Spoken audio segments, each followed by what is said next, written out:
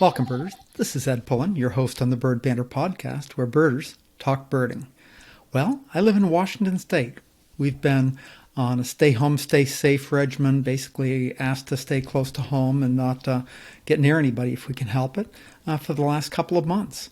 But just in the last week or so, Washington has opened up the ability to access a lot of open areas. State parks, in large part, are open to day use. A lot of national forests have been somewhat opened, and so it's a little easier to get into the wilderness, into nature, to go birding. And so I have definitely started to take more advantage of that. I've been getting a little farther afield. I know we're not supposed to travel far, and I've been trying to keep that under control. But my wanderlust is getting the best of me at times, and I've been getting out birding a bit, so that's really feels good. We had some excitement in the neighborhood, in the area yesterday. Bruce Labar, good friend and fellow birder, found an odd tringa. Tringas are a type of shorebird that generally have long legs and look sort of in the yellow legs sort of type of birds. So I went dashing over to try to help him get some pictures of this bird, and we got on it, and it was a strange looking bird. The hope was that it was a wood sandpiper, a really unusual bird. I've seen one in Washington once up in Skagit County, but I'm almost sure it would be a first Pierce County bird, and a really good bird. And we looked and looked at this bird and sent photos out to a couple of experts while we were still there, and they thought, yeah, wood sandpiper looked pretty good, but we didn't stay long enough to get the bird in flight. Birders went back later and saw that it had a striped tail, meaning a dark central tail feathers with white on the edges, which pretty much excluded wood sandpiper and made it most likely a kind of odd-looking solitary sandpiper. This area has been a really good area this spring for solitary sandpipers. We've had several at this wet agricultural field area in Fife. And so the consensus at this point is that we just had a kind of a weird-looking solitary sandpiper. So I'm still waiting for the final word to come in on some photos, but I think that's what it's going to turn out to be. But fun to get excited about a rare bird for at least a little bit. That was pretty cool. I also had another great experience this week. I got to have Nate Swick on as my guest on the podcast. Nate is the online presence manager for the American Birding Association. He does the ABA podcast. He does the ABA blog.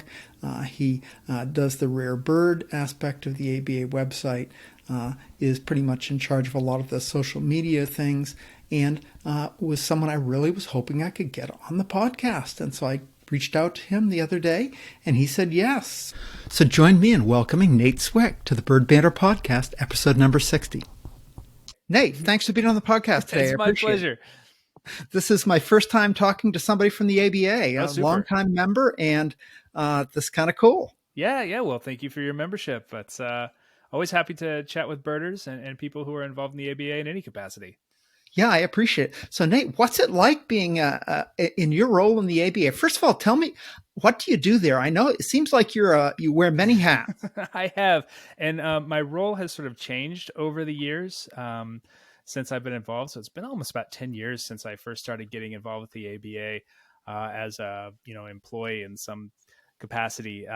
When Jeff came on as president, he had the opportunity to make a lot of changes in the way that the ABA sort of dealt with its members, interacted with its members. And one of the things that the ABA had been lacking for a really long time was any sort of internet online presence, which is sort of very strange. We're talking about 2010, 2011. And even by then, everything was online. And so that was something obviously that needed to change. And so I suggested, as just a member, just like anyone else, that, hey, the ABA should hire me. I was writing on my own blog at the time, the Drinking Bird blog, and I built a fair following. And I said, hey, the ABA needs an online person. I could do that role. At the time, I was let's just see, what was I doing at the time? I was working in guest relations at a science center in Durham, North Carolina, and birding on the side. And so I said, hey, let me do this. This is what I can do for you. So Jeff said, all right, let's see what we can do. This is a role that we have a need for, which at the time was just essentially managing the ABA blog. And that's what I started with. I was just basically the traffic cop, the traffic controller for the ABA blog. We had a bunch of people submitting stuff to the blog, and it kind of needed to be organized. We needed a schedule. We needed basically someone to say, you're posting here, you're posting there.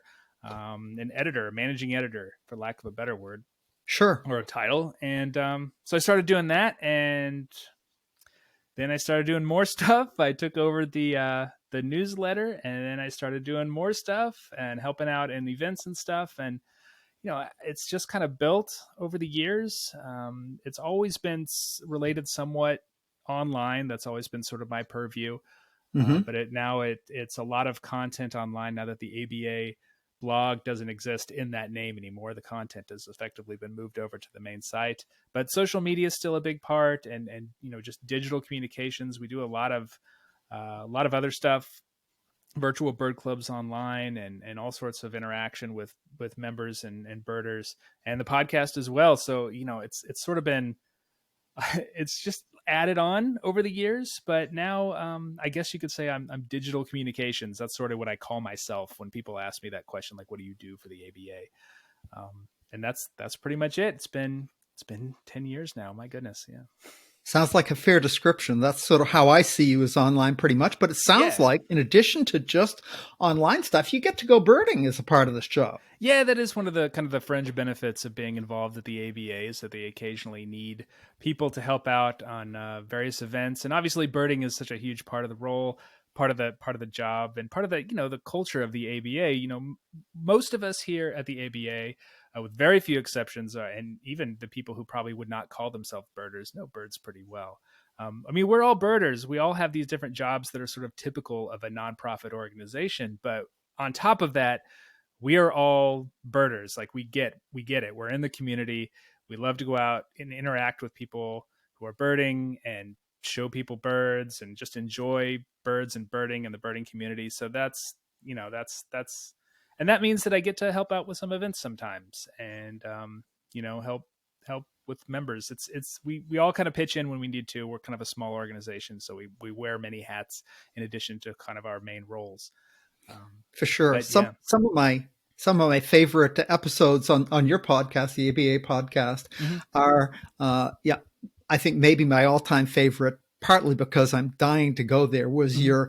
your episode where you talked to the birders you went to Newfoundland with and saw Oh the yeah, that was so much fun. Yeah. seabird breeding islands. Yeah, that was great. Yeah, Newfoundland is a fantastic place, and I got to go there as a guest of the St. John's, the capital of Newfoundland, St. John's Tourism Bureau. That's one of the, as I said, that's one of the fringe benefits. Sometimes you get to go on trips like this, and they basically showed us around for a few days of the Avalon Peninsula where St. John's is. And as Newfoundland, anyone who's familiar with Atlantic Canada knows that there are some truly incredible seabird colonies there, and they're remarkably close to the city of St. John's. You fly into St. John's, which is a really wonderful little town, and then 30 minutes later you could be on a boat going out to look at whales and puffins, which is remarkable. What a great experience that was. Yeah, and to share it with the people that I shared it with, Jason and Nick and Ted and Jared Clark there with who led us around. He's the Newfoundlander who is a bird guide up there. But yeah, the podcast that came out of that was a lot of fun too, because I kind of got to revisit some of those experiences. I had been recording sounds, kind of soundscapes, while we were there, and got to use those, which was very neat. I was very proud of the episode that came out of that. That was a really fun thing to work on. I thought it was extraordinary. Yes. Yeah, thanks. Very cool. And tell me about the live episodes you've done. You've done at least two, maybe more. Yeah. Two. How did those come about? Did that take a tremendous amount of editing, or it's unclear how that would actually work? Yeah. So that was fun. Yeah, so we've done two, and we had plans to do more this year before COVID kind of ate everything. But we'll probably jump back into that once things clear up a little bit, and we'll be able to start doing festivals again. But yeah, it's funny. So last year was the ABA's 50th anniversary, and so we're looking for sort of a way to make a big splash at the biggest week in American birding. And so we were tossing around the idea of doing something like some sort of meet and greet or an open mic or type event, And it just eventually got to the point where it's like, hey, why don't we try and do a podcast episode live? And obviously it's a little bit of a high wire act, right? Because the podcast, the American Birding Podcast, was pretty heavily produced, at least on my end. My production. I can't think of the word I'm looking for. The way I produce those things is that I write pretty much down everything that I say. I like to have a script, and then I kind of read it and try and make it sound natural. And, there's a lot of kind of interaction in a live podcast, and that was a little bit scary, but I feel like we did a pretty good job with it.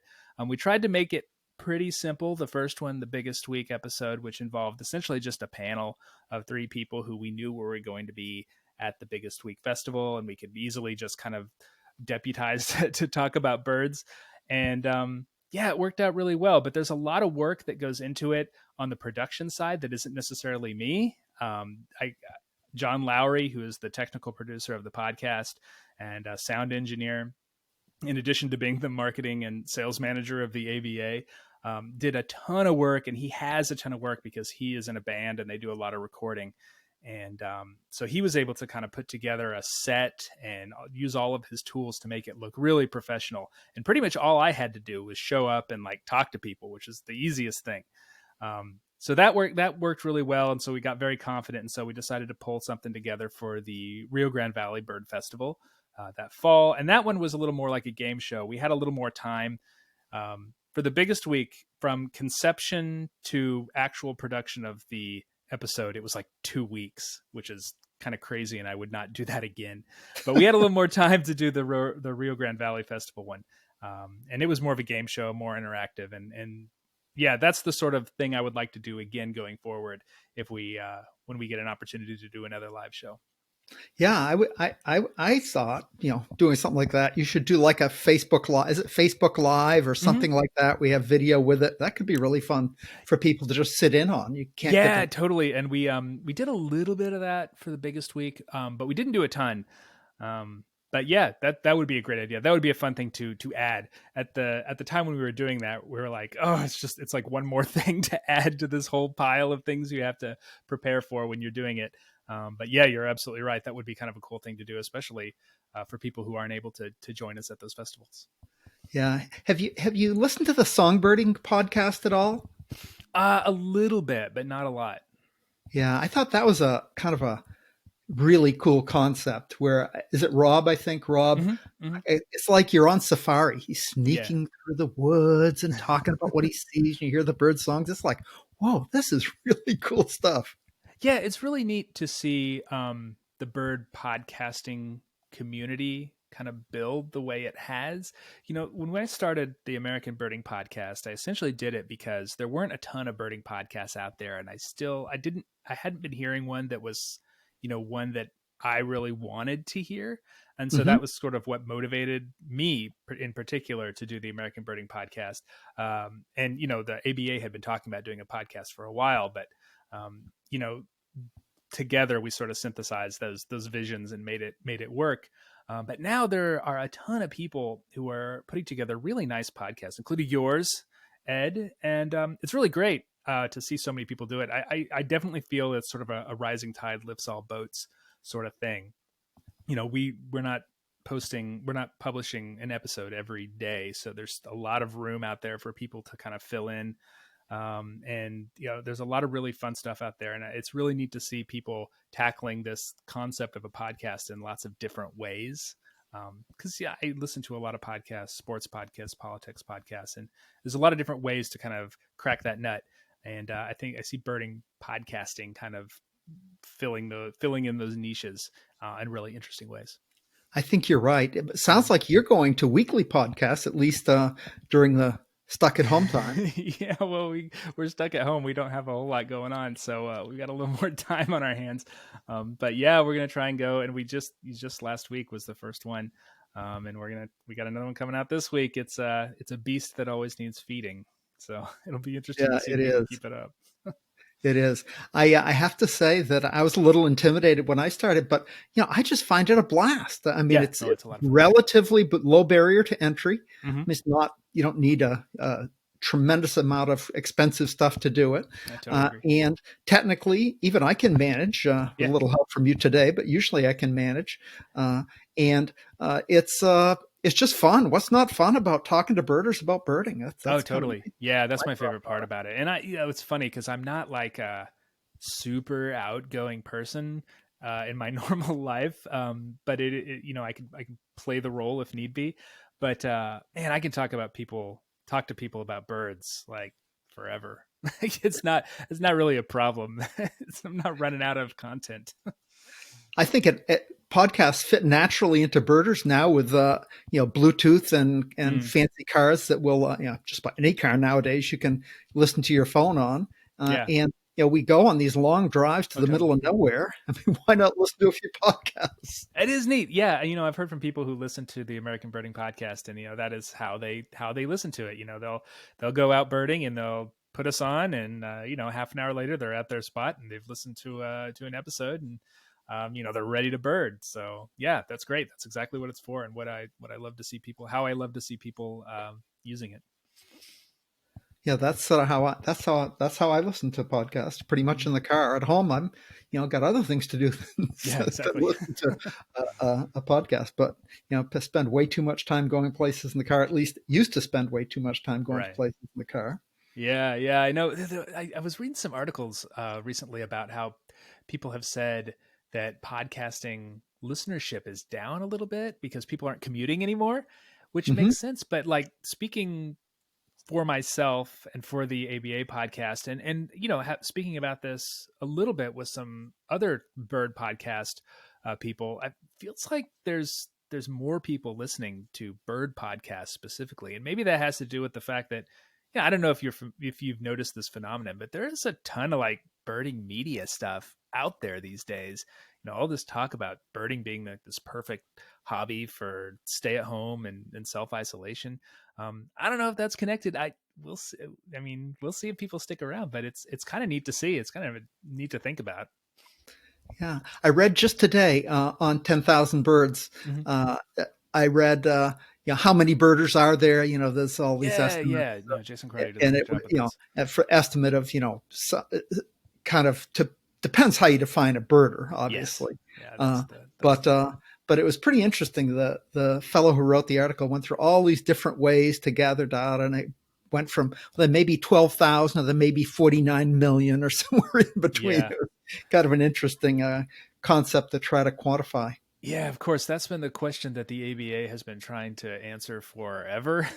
How many birders out there? What is our audience? How many people can you attract to be a member? And the Fish and Wildlife Service, what they say is something like 40 million or something, which is a bit of an overstatement, I think. But I think it said, and then it said, but if those 12 million would consider going more than 1 mile from home to see a bird.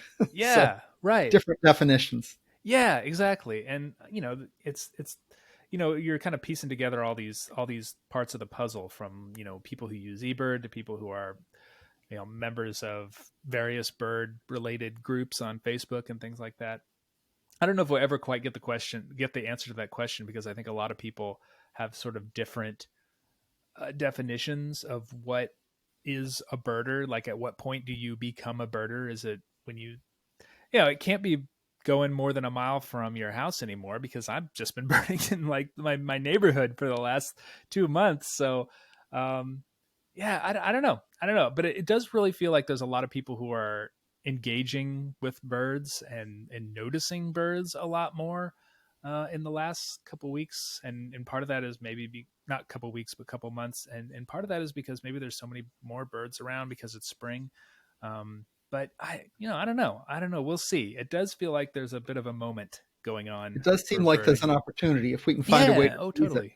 Yeah, right. That's the rub. Yeah. I listened to your episode. I think it was with Ted, where you talked about the second 50 years of the ABA being focused more on trying to be inclusive and spreading the gospel of the birding community, so to speak, as opposed to focusing so much on just technical bird identification skill sets. Yeah, that's one of Jeff's big things, and one that is really a a priority of the ABA these days. Not just because it's an existential issue for the organization, but also because we definitely, as birders, we believe that the world would be a better place if there are more birders in it. Birders make better neighbors. That was one of Mike Bergen's things, right? So Hmm. there's more people out there who are thoughtful and conscientious of what's going on around them. And, I think there's a lot of sort of characteristics that birders have that are really useful for regular life as well. Things like skepticism and humility and open-mindedness. Those sorts of things. I think birders really um, we, birding really encourages those sorts of behaviors. And like I said, I think the world would be a better place if there are more birders in it. And so we definitely want more people to find birds and enjoy them, and ultimately protect them. I think that's true no matter what way you look at it. I'm a Rotarian in a Rotary Club, Mm-hmm. and Rotary does all sorts of things like youth exchanges Sure. and Yeah. all sorts of ways to get people from one country to go visit people from another country, on the Yes. theory that it's a whole lot less likely you're going to hate and bomb and kill people you like and know than it is people you don't. Totally agree. Yeah. No, I. And from a birding standpoint, it's a whole lot less likely that I'm going to passively stand by and watch the wetland across the street be filled in for a Yep. parking lot when that's where I go see my Virginia rail and my soar every year. Oh, totally. Yeah, yeah. Oh, absolutely. And I think, internet that's why international travel is a great thing for birders too. Every place that I have had the good fortune to go to, I feel connected to from that point on. Like I care about what's going on in Honduras, or I'm sort of got my eye on what's going on in Uganda. Like these places that I wouldn't normally necessarily pay attention to. I know people there. I have friends there. I have people that I've birded with there. And so I, care about what's going on in these places more than I would otherwise. And, that's true of every place I've ever visited. For sure. It is a community. Mm-hmm. It's the birding community is without borders in a way. Yeah, It's a worldwide family, so to speak. absolutely. So you have. I'm going to switch subjects abruptly here. Sure. What's with all of the birding and beer things lately? Oh, it's funny. I think the birds and beers phenomenon has been one that's been. I think Sharon Steitler, the bird She chick, might have, I yes. think she might have started it. She would have was involved at the very beginning. And this the idea that birders can interact with each other and hang out with each other in times when you're not actively birding is a good one. A lot of my best friends here in North Carolina are birders as well, and so we don't do any sort of like big public birds and beers, but we do get together every once in a while. Or we did before COVID shut everything down, pretty fairly regularly, once a month or so, just to kind of sit around and talk about birds and touch base with people. And it's been really neat to see how that phenomenon has moved online in since now that we're all inside. And I have had the opportunity to kind of drop in on a few Zoom birds and beers for places that I wouldn't necessarily have been able to otherwise. And it's been very neat to see how different communities are sort of taking this idea and kind of rolling with it and making it their own thing. I participated in a bird trivia uh, contest meeting, whatever, with a group of birders from Portland, Audubon, and Oregon. Oh, That was nice. really cool. I sat in with a Vermont group, a group of people from Vermont. They did the Zoom meeting that had like 60 people in it, and Bridget Butler did a really kind of masterful job bringing people in and chatting with people and all this stuff, which was very neat to see. I hung out with a bunch of Chicago birders that are like Greg Neese's friends, and it was super informal, and that was fun. I mean, I don't know. I really like hanging out with birders, and part of that is because there's never any small talk problems. I mean, there's always birds to talk about, which is fantastic. And no matter who they are, you've got like immediately this thing in common that makes conversation, friendship, any of that stuff, super easy. Yeah, birders are fun people to hang around with. Totally, totally. So you were obviously a birder before you got to the ABA. Tell me your birding Mhm. story. How'd you get going in birding? Oh yeah. So my dad was a middle school science teacher for a very long time. And so we were always a family that spent a lot of time outdoors. We lived way out in the sticks in Southwest Missouri, next to a river, and so I spent a lot of time on the river as a kid, catching snakes and turtles and bugs and all sorts of stuff. And eventually, my interest kind of turned over to birds. I always say it's because snakes, reptiles are kind of hard to find, and bugs, there's too many of them. You can't identify them. And at the Get a time, microscope. yeah, at the time, yeah, microscope, exactly. I didn't even have a microscope. um and at the time, like, there weren't a ton of really great field guides to insects, but that we had great bird field guides, and we always had naturalist books around the house. The Golden Guide, that old Audubon guide with like the pleather cover. Sure, And that so, was my first bird guide. yeah, exactly. And I used to spend a lot of time just kind of flipping through them, and eventually kind of got interested in birds and finding them myself. We had feeders, and became more interested in the stuff that was there, and just got really super into it. And my dad, being a nature guy and a science teacher, really supported me on this. And so we started going to the local Audubon chapter, which was Greater Ozarks Audubon Society in Springfield, Missouri. And I met a ton of people there. That there are a ton of birders there, and there were a lot of really great people who helped me out, kind of nurtured me on my journey to become a birder. Rebecca Matthews, who sadly passed away a few years ago, Charlie Berwick, Bo Brown, Dorothy Thurman, a lot of people that I still sort of know through that Audubon chapter that my dad is still active member in. Hmm. And they helped me get scholarships to go to bird camp. I went to Camp Chiricahua in 1994 when I was a teenager. And man, it just like hit super hard. And then but being the only young birder in the state that I know of, there was like one other one that I didn't know very well. It was hard. It's hard when you don't have a lot of peers. That is one thing that young birders these days have. It's a lot. Yeah, totally. It's so much easier to stay in contact with people who are also share your interests and kind of help you, motivate you through those times when maybe you start doing other things. But I didn't have that, and so I started doing other things, which was fine, of course, through middle school and high school, and then um, eventually came back to birding just after college, and I've been started writing online, and that's sort of where my intersection with the ABA came after that. And I've been doing it ever since. So it's been, quite a few years since I returned. Tell me about your first blog. What was that about? Yeah. So this was back in let's see, this was in the late, the 2007, 2008, 2009, kind of before social media took over everything, when people were writing online a lot. And I was getting back into birding and reading blogs online like 10,000 Birds, and Rob Fergus had a blog that I followed a lot. John Beetham, who did a blog called the DC Birding Blog, which I think is still going on, used to follow him a lot.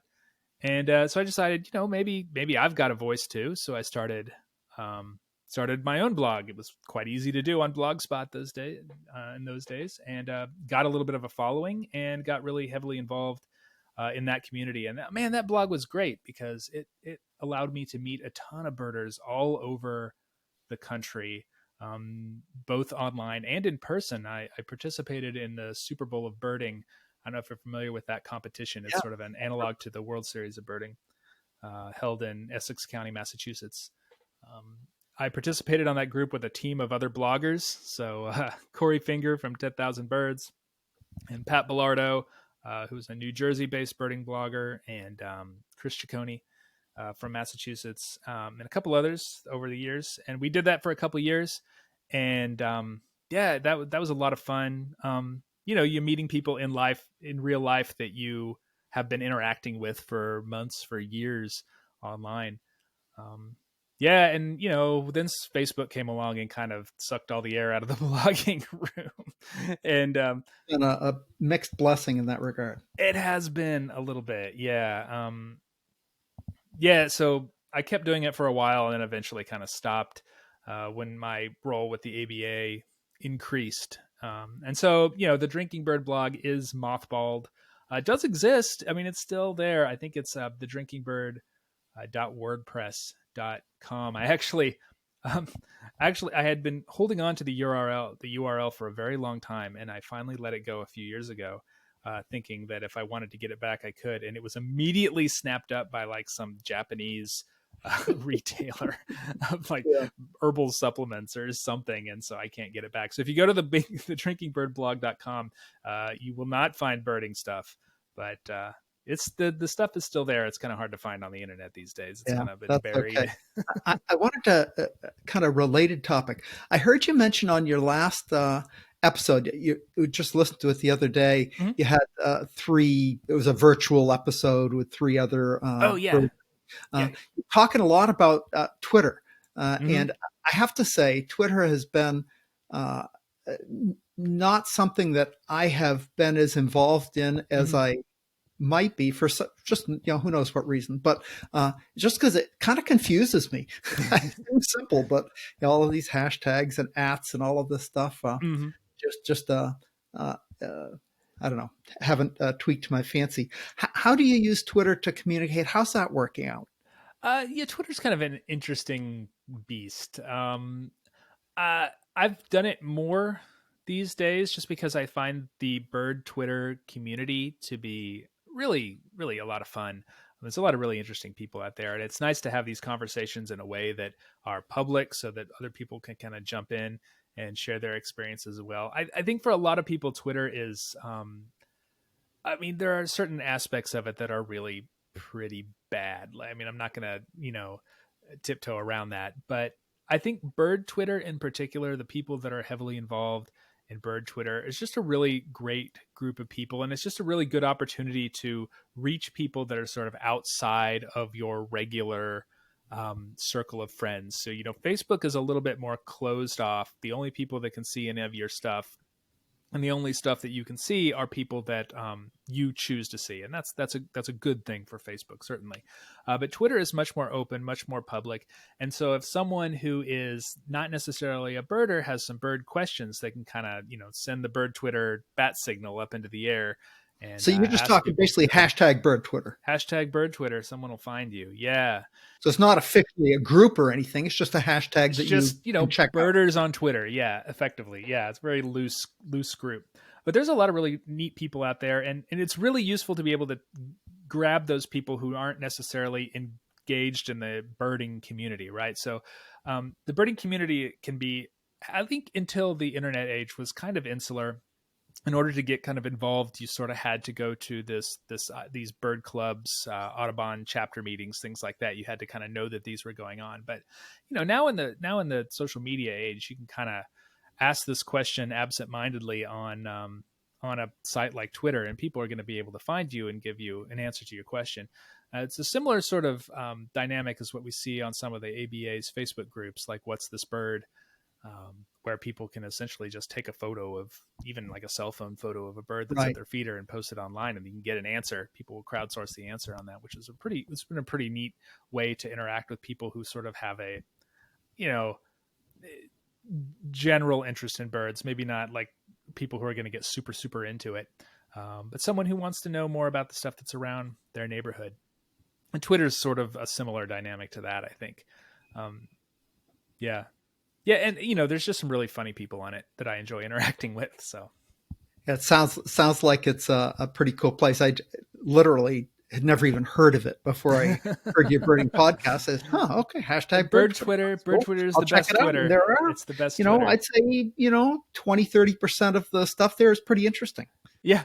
Yeah, I think that's probably a pretty good estimate for social media, generally speaking. Yeah. Pretty good statistic, actually. Yeah, I'll take 30. Yeah, that's good. So, Nate, what do you see happening going forward with your role at the ABA? Do you think you'll continue sort of what you're doing? Do you have any new plans? Not necessarily. I'm pretty happy with what's going on right now. I think that yeah, I'm certainly busy enough. I don't necessarily need to add anything new to my plate. But I think the podcast has been a really useful way to get the ABA's name out there among people who might not necessarily know who we are. It's one of the issues that the ABA has always sort of struggled with is not a lot of people know who we are. You know, we've had this reputation of being a bird organization for a certain type of birder, that birder being someone who is extremely serious and wants to go to the landfill and look at gulls or spend a lot of time trying to identify silent impident X flycatchers. But you know, ultimately, we're all just people who like birds and birding and interacting with birders, and you know, that's whatever level, where however far you want to you want to take this hobby, however far up the ladder you want to go, wherever you want to stop is fine. And I think you know, showcasing who we are at the ABA to a group of people beyond the, you know, a sort of core audience has been really useful, and the podcast has been a really good tool to do that, as I well as think some it of our has. other social media stuff. Yeah. So I'm perfectly happy, you know, continuing to do that. I've found a nice little niche at the organization where I can do stuff that is really gratifying to me and is really helpful to our greater mission. And I've been pretty pleased with that.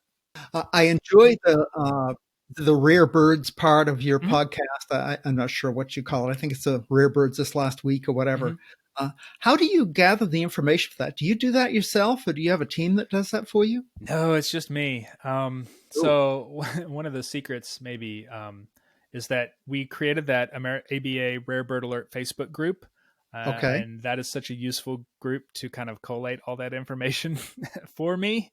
But not all the rare birds that are seen go on to that group. I would say somewhere like 75% of them get on there. But, you know, we have birding.aba.org, which is essentially a website where you can go and peruse all of the listservs to all of the states and provinces in Right. the ABA Right. area. Yes.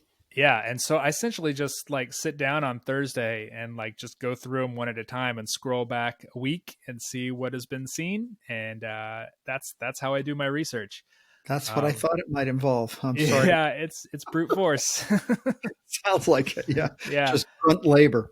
so I have a real I love people that put the name of the bird in the subject line. I love it.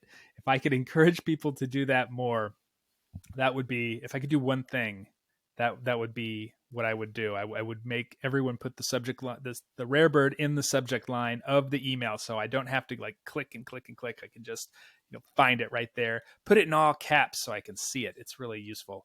Yeah, um, that, and maybe even get them to say what's special, like second county sighting or oh, that would first be state amazing. sighting I'm or not something. asking yeah, that might be asking too much, but yes, that would be icing on the cake.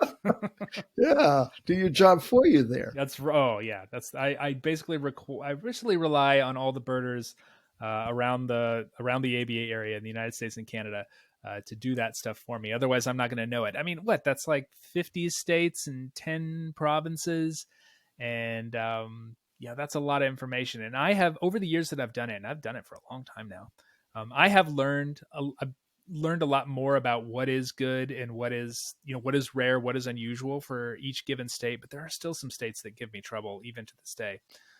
Like it's hard to figure out exactly what is unusual and what is not there. But Yeah, I've gotten I better can't about that. imagine knowing that for every state. Yeah, well, I mean, just by attrition, I've gotten, you know, a fair idea of it. I still have trouble with some of the Western states, and probably because because they are so big. So, you know, a state like Washington, for instance, the birds on the western half of the western part of the state and the birds on the eastern part of the state are like completely different. Like those are two completely different suites of birds. Um, It's not and it, just the birds, the people too. I'll bet. The Um, people in Eastern Washington would like to secede and have the state called Liberty. yeah, well, that I would be think, useful because then Liberty would have its own, you know, bird list, and I'd be able to yeah, that figure would out be what's a whole new unusual state and what's bird, I not. guess. But But yeah, like big states are troublesome, and then states like West Virginia, which is, you know, kind of tucked in there and very landlocked, which has a very strange list of birds. Um, you know, not a lot of shorebirds, not a lot of big waterfowl because there aren't any big reservoirs in the state. That those states still give me trouble, but for the most part, I've gotten pretty good about knowing what is unusual and what is not at a glance. I'm still not great at it though. It's got to be great for your birding fund of knowledge. I mean, yeah, it is. That's one of the reasons why I do it. I love information. I love having that stuff. So very cool. Well, Nate, thanks so much for being on the podcast today. I really appreciate your time. And are there any other parts of the ABA or other things you're passionate about you want to give a shout out to? I like to give my guests a chance to plug something. Sure. Can I plug the ABA generally? We're Absolutely. in the middle of our big spring appeal. So if you're a member of the ABA and you want to throw us a few bucks to help us keep doing what we're doing, or if you're not a member of the ABA, if you'd like to join, you can get information about that at aba.org/join or aba.org/gift. We certainly appreciate anything that anyone can give. And thank you, Ed, for giving me the opportunity to do that. You're welcome, Nate. I'll put links to those things in the podcast notes. Right on. Thank you. And thanks again for being a guest today. I really appreciate it. Oh, it's my pleasure. Thanks for having me. Take care. Well, that wraps up this episode of the Bird Banter Podcast with Nate Swick. Thanks for listening. I hope you all had a good time. Stay safe, get out birding, and until next time, good birding, good day.